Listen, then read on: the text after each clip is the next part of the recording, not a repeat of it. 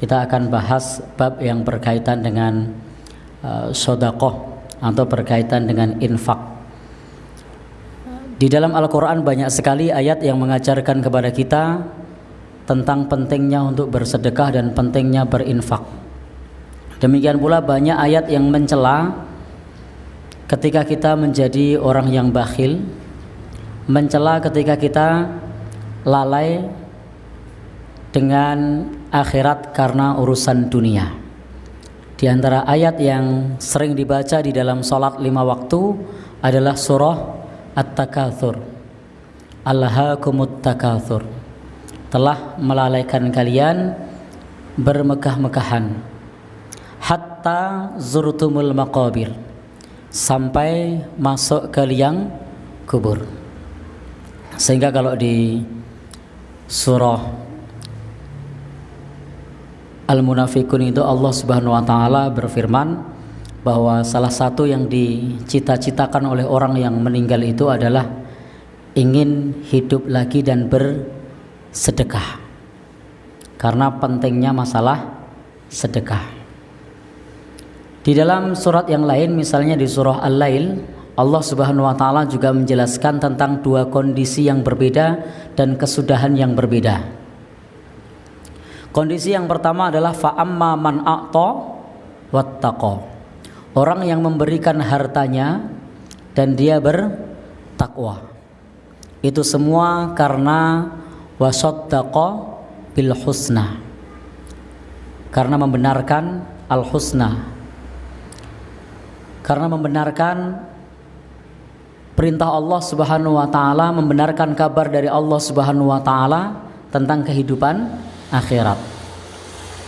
Maka bagi mereka fasanuyassiruhu lil yusra, akan dimudahkan oleh Allah untuk menempuh jalan yang mudah. Tapi kemudian sebaliknya, wa amma man bakhila wastaghna. Adapun kepada orang yang bakhil dan dirinya merasa serba cukup, dia bakhil, merasa hartanya adalah semata-mata hasil usahanya sendiri, wa kadzdzaba bil husna, dan dia mendustakan firman Allah, kabar-kabar tentang akhirat, tentang surga. Maka Allah berfirman di ayat lanjutannya adalah fasanuyassiruhu lil usra, akan diberikan kemudahan menuju jalan yang sulit.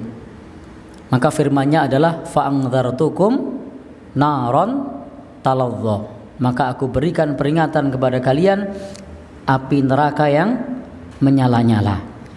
Ini adalah dua hal yang berbeda yang diceritakan oleh Allah Subhanahu wa taala di dalam Al-Qur'an di surah Al-Lail.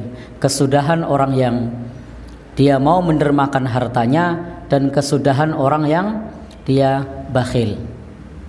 Bahkan dalam ayat yang lain tentang orang yang bakhil ini disebutkan sayutawwaquna ma bakhilu bihi yaumal qiyamah, akan dikalungkan hartanya itu pada hari kiamat. Lalu orang berkata, enak dong di akhirat bawa harta dari dunia. Ternyata dalam hadis yang disebutkan oleh sahabat Abu Hurairah, dikalungkannya bukan dalam rupa harta, tapi dalam rupa syaja'an aqra, dalam rupa ular yang bertaring. Seumur-umur saya belum pernah lihat ular yang bertaring. Artinya ngeri kalau kita lihat.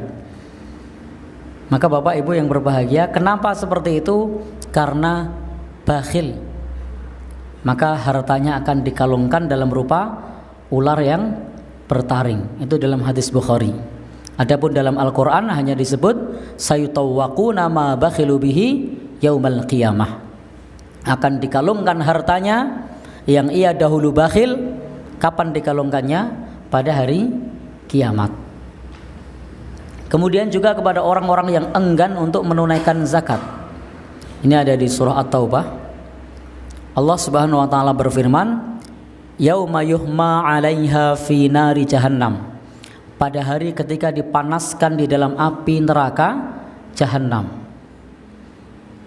Kemudian lebih lanjut lagi Allah Subhanahu wa taala memberikan penjelasan kepada kita, orang-orang yang tidak mau menunaikan zakat, tidak mau berinfak, tidak mau sedekah, fatukwa biha jibahuhum, maka akan disetrika wajahnya, wadhuhuruhum, disetrika pula punggungnya. Fatukwa biha jibahuhum wa junubuhum wadhuhuruhum, disetrika pula perutnya. Jadi disetrika perutnya, punggungnya, wajahnya. Dengan apa? Dengan setrika dari api neraka. Na'udzubillahi min dzalik. Kemudian Allah Subhanahu wa taala berfirman, "Hadza ma kanastum li anfusikum." Ini adalah harta kalian yang kalian simpan dahulu. Fadzuqu ma kuntum taknizun. Rasakanlah, ini adalah harta yang kalian simpan dahulu.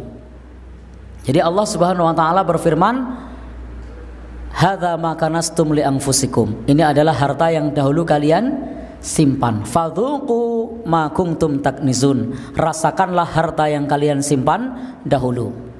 Ternyata menyimpan harta, menumpuk harta, kalau dalam bahasa awam adalah hak asasi, tetapi ternyata dalam bahasa Islam ada kewajiban yang harus ditunaikan. Jika tidak ditunaikan, maka efek sampingnya adalah, Bapak Ibu yang berbahagia yang dirahmati oleh Allah Subhanahu wa taala, penderitaan berkepanjangan di akhirat. Ini adalah bahaya. Tidak hanya sekedar efek samping, tetapi betul-betul berbahaya. Karena disebutkan di dalam ayat tersebut akan disetrika, yang disetrika adalah wajahnya, perutnya, punggungnya. Padahal kita tidak akan pernah kuat dengan panasnya api neraka. Karena panas api neraka dengan panas dunia itu, kata Nabi, juz'un min sab'ina. Api dunia ini hanya 1 bagian dari 70 bagian.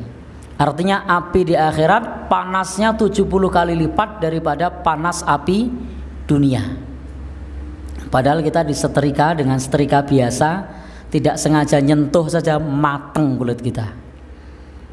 Padahal itu hanya 1 bagian dari 70 bagian. Itu sudah mateng. Panasnya berhari-hari. Sampai kekeplek golek odol pun tidak sembuh-sembuh. Bayangkan kalau ini panasnya panas api neraka. Disetrika pula. Sudah disetrika, lalu kemudian Allah berfirman, rasakno, rasakan. Bapak Ibu yang berbahagia, jadi siksa di akhirat itu tidak cuma fisik, tapi juga psikis. Kalau kita jatuh, ditolong itu seneng. Tapi begitu jatuh orang bilang, kapokmu kapan? Rasanya gimana? Lain. Maka di dalam Al-Quran, orang-orang yang disiksa ini kemudian difirmankan, fadzuqu, rasakanlah. Karena itu Bapak Ibu yang berbahagia yang dirahmati oleh Allah, kita dianjurkan untuk berzakat bagi yang sudah punya kewajiban zakat. Kita dianjurkan untuk bersedekah. Kita dianjurkan untuk berinfak.